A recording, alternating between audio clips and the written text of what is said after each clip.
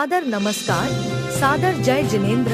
क्षमा news channel कहीं भी कभी भी सही और सकारात्मक समाचारों के लिए देखना और सुनना न भूलें। साथ में आपसे विनम्र निवेदन है कि यदि आपने इस चैनल को सब्सक्राइब नहीं किया है तो कृपया अवश्य कीजिए और शेयर और लाइक करना ना भूलें। स्वाध्याय सब लोग करते हैं और रत्नकर्ण श्रावकाचार्य का स्वाध्याय कम हो रहा है और मूलाचार तो ओम शांति है, किंतु समयसार प्रत्येक व्यक्ति के हाथ में समयसार देखने को मिलता है। समयसार का हम स्वाध्याय करते हैं महाराज। हाँ, अच्छी बात है, करो, हम निषेध नहीं कर रहे हैं, किंतु गुरुदेव का कहना था कि सिलेबस के अनुरूप होना चाहिए अध्ययन। जो प्राइमरी में पढ़ रहा है उसके हाथ में यदि एमए की किताब दे दी जाए तो दे रहा है वही हंसी का पात्र होगा। जो पढ़ रहा है वह हंसी का पात्र होगा नहीं, क्योंकि उसको कुछ आता ही नहीं है। पढ़ाने वाला वह हंसी का पात्र माना जाता है, इसलिए पात्र के अनुरूप ही उपदेश हुआ करता है। धर्म वस्तु के स्वरूप की अपेक्षा से वह धर्म अखंड रहता है, किंतु पात्र के अपेक्षा से उसके भेद होते हैं। एक व्यवहार और एक निश्चय के रूप में धर्म सामने आता है, और निश्चय तक पहुंचने के लिए हेतु नियत को होई। छड़ाला तो पढ़ो, कम से कम समय सार थोड़ा कम पढ़ो तो ज़्यादा अच्छा है। छड़ाला में बिल्कुल ही स्पष्ट वर्णन किया है दौलत राम जी ने कि हेतु नियत को होई। वह नियत अर्थात निश्चय मोक्ष मार्ग जिसके लिए कारणभूत हेतुभूत होता है। कौन सा? व्यवहार मोक्ष मार्ग है। ये तो व्यवहार है, व्यवहार है करके उसका महत्व घटाया जा रहा है। यह भी एक प्रकार से स्वाध्याय का अतिरेक मानता हूं मैं। समाज में क्रमबद्ध पर्याय की चर्चा होती है, उसको लेकर के गुरुदेव ने एक बार कहा क्रमबद्ध पर्याय तो अपनी जगह है, क्रमबद्ध स्वाध्याय करो तो समझ में बात आ सकती है। स्वाध्याय क्रम से नहीं कर रहे हैं, अक्रम स्वाध्याय हो रहा है। समय सार का स्वाध्याय पहले करते हैं, फिर बाद में उनको मूलाचार रुचता नहीं फिर, और श्रावकाचार तो बिल्कुल ही नहीं रुचता, क्योंकि उसमें त्याग की बात आती है। त्याग की बात आती, बिना त्याग किए हमें स्वाद आना चाहिए, ये एक है। अब सोचो उनके लिए हम क्या उपदेश। और ये संग्रह ठीक नहीं है, और पशु गति में, तिर्यंच गति में संग्रह वृत्ति नहीं रहती। हाँ, पेट भर गया पर्याप्त, पेटी भरने का भाव उसके अंदर नहीं आता। किसके अंदर आता? दुकान को कौन खोल रहा है? उसका ना कोई दुकान है, ना मकान है, जमीन है, जायदाद कुछ भी नहीं है।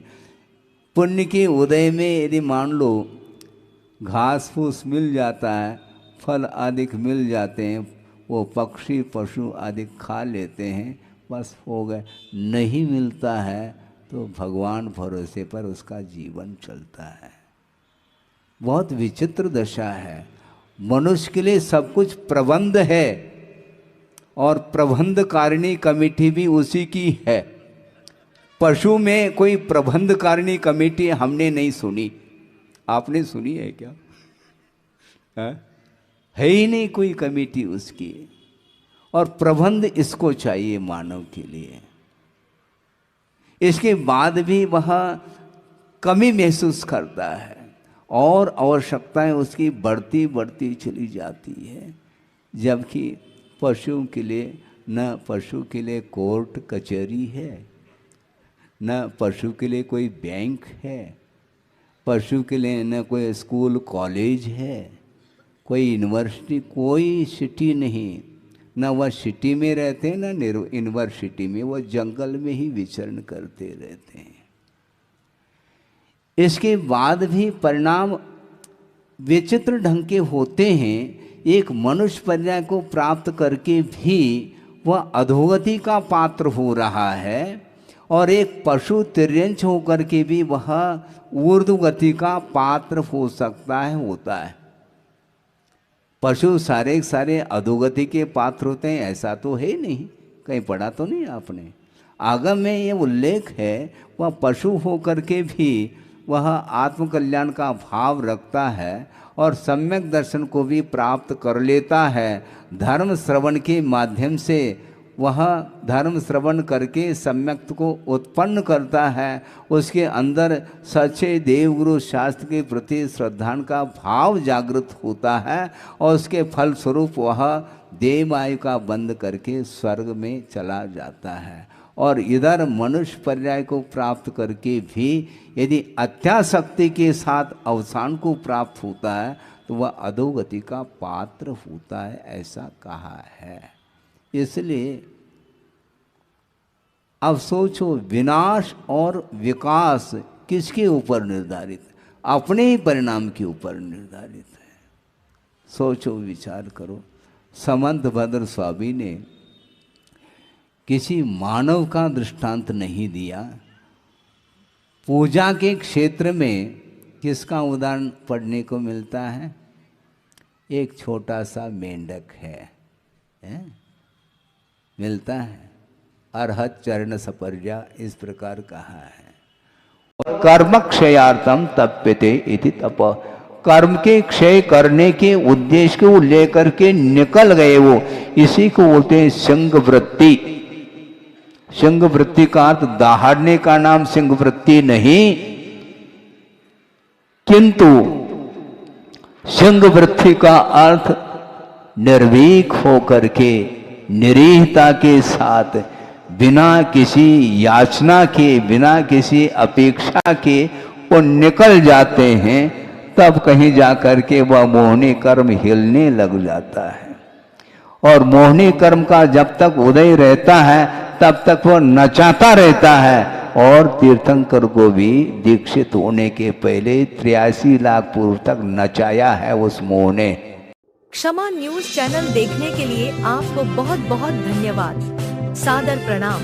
सादर जय जिनेंद्र।